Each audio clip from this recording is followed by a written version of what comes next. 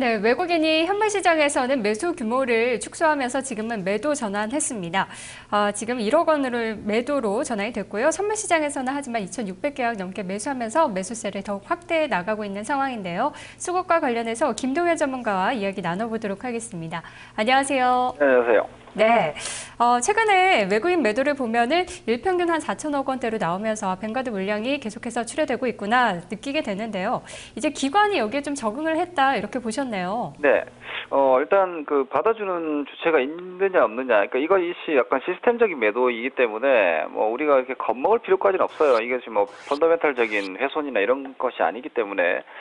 그런데 이 부분을 어떻게 예를 들어서 뱅가드 물량이 계속해서 출회가 될 테니까 기관이나 여타 외국인들이 매수를 멈춰버리거나 혹은 더 월등히 싸게 사고자 하는 의지가 보인다라면은 이것이 시장에 충격이 되겠지만 지금 현재 구간대에서도 적극적으로 받아주고 있다는 것은 앞으로 이 물량은 한시적으로 더 출회가 되더라도 시장에 막대한 영향을 미치기는 이제는 어렵지 않나라고 보여집니다. 그리고 예상했던 것보다 오히려 빠르게 출회가 되고 있기 때문에 이 우려감은 좀 더 이런 시점에서 좀 마무리가 될 가능성까지도 엿보여지기 때문에 외국인들은 개장 시점에 일단 300억대 매수가 들어왔었는데 여전히 뭐 물량이 좀 나오는 것 같아요. 현재 순매도로 좀 돌고 있는데 이 점진적인 매도세를 기관들이 적극적으로 받아주고 있기 때문에 뭐 시장 자체는 상승 폭이 약간 감소될 수는 있지만 미국의 조정 우려감 때문에 뭐 플러스권 시세라든지 종목별 체감은 뭐 크게 악화되지 않을 것 같습니다. 전일의 기간 이어서는 기관들의 매수세가 여전히 체감을 좀 호전시키고 있는 요인이다 이렇게 보고 있습니다. 네, 전반적인 시장의 수급 정리부터 해볼까요? 일단 외국인들이 지금 현재 매도 시점으로 좀 돌아 있고 개인 투자자들은 오히려 지금 반등이 시작되자마자 좀 매도를 하는 양상이죠. 요즘 개인들은 이렇게 좀 역사이클에 계속해서 걸리는 듯한 느낌인데 기관들을 보시면은 현재 반등, 즉 1930대 하방 신뢰도가 좀 높아져 있다고 생각하시면 됩니다. 그럼 1950 정도 올라왔다가 다시 흔들리더라도 뭐 크게 훼손은 안 된다라고 보고 박스권 단기 박스권 자체를 한 1970대 정도까지는 잡아도 되지 않을까 이렇게 예상을 할 수 있는 흐름이고요. 선물 쪽에서 일단 외국인들이 2,700계약 매수를 하고 있다는 것 역시 최근에 외국인들의 선물 매도 포지션이 3만 계약 가까이 왔다는 점에서는 외국인들의 선물 매수세가 좀 연속적으로 나올 가능성에 좀 대비를 하셔야 될 것 같습니다.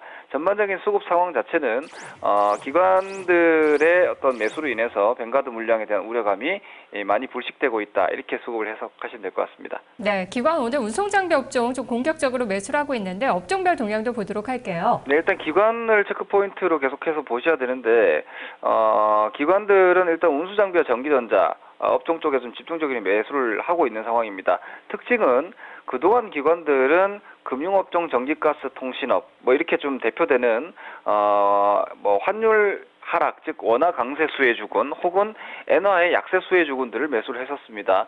그런데 오히려 어제부터는 약간의 어떤 변화 요인들이 오후부터 나왔는데 오늘은 본격적으로 금융업종, 전기가스업종, 통신업종을 좀 매도하는 모습이고 오히려 매도세를 강하게 키워왔던 운수장비 업종 쪽에 집중적인 매수가 들어오고 있고 상대적으로는 시가총액 기준으로 봤을 때는 전기전자 업종은 운수장비보다는 좀 매수가 약하다라고 볼 수 있지만 전기전자 업종까지 좀 동반 매수해주고 있다는 것은 기관들의 포지션 자체가 1930레벨을 어느 정도 현재 박스의 하단으로 잡고 있고 삼성전자와 자동차 업종 역시도 어제의 저가 정도를 지키고자 하는 혹은 그 구간대에서는 매수의 메리트를 느끼는 권역에 들어왔다라고 볼 수 있기 때문에 당분간 뱅가드 물량이 더 출회되더라도 이 영역대에서는 최소한 기관이 막아주는 양상이 좀 전개되지 않을까 이렇게 예상하고 있습니다. 네, 그럼 오늘 키면은 역시 기관인데 기관의 이러한 방어력을 보면서 우리는 여기 좀 동참해야 되는 건가요? 어떤 전략 세워볼까요? 일단 지금 현재 시장은 이렇게 생각을 하셔야 됩니다. 주식을 매수를 할 때 빠지지 않는 매수가 있고 오르는 매수가 있는데 현재 위치는 빠지지 않는 매수에 가깝다라고 저는 일단 판단을 하고 있고요. 추가적인 상승 자체가 여기서 즉시 진행이 돼가지고 뭐 2천 이상을 간다는 것은 시간이 조금 걸리지 않을까 예상되기 때문에 매수를 하시는 관점 자체, 즉 종목의 선정은 이 기관 타겟을 잡으시는 게 맞는 것 같고요.